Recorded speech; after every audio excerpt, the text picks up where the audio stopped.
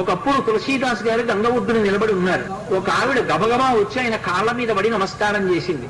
ఎప్పుడు అలవాటు మీద తులసీదాస్ గారు దీర్ఘ సుమంగళీ భవ, అయ్యా నన్ను దీర్ఘ సుమంగళీ భవ అంటున్నారు, నా భర్త మరణించాడు, అదిగో చితి మీద పడుకోబెడుతున్నారు దహన సంస్కారానికి, నీ నోట వంట వచ్చిన మాట అబద్ధం కాకూడదు అందావిడ.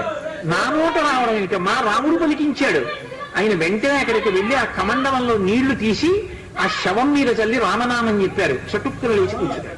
ఇది చూశారు పాదుషా యొక్క గూఢచారులు ఆ గంగా తీరంలో తిరుగుతూ. తులసీదాస్ గారి దగ్గర రకరకాలైనటువంటి విన్యాసాలున్నాయి, ఆయన ఏవైనా చెయ్యగలరని పాదుషాకి చెప్పారు. పాదుషా తులసీదాస్ని పిలిపించారు. పిలిపించి నువ్వేమిట చచ్చిపోయిన వాడిని బతికించావుట, ఏవి కొన్నటువంటి వింత చేష్టితములు చెయ్యన్నారు. తులసీదాస్ గారు అన్నాడు, వింత చేష్టితములు చేయడానికి నేను గారడి అన్నా కాదు, రాముడు నన్ను పనిముట్టుగా అనుగ్రహించాడు, అది రామానుగ్రహం. అంటే నేను చెప్పిన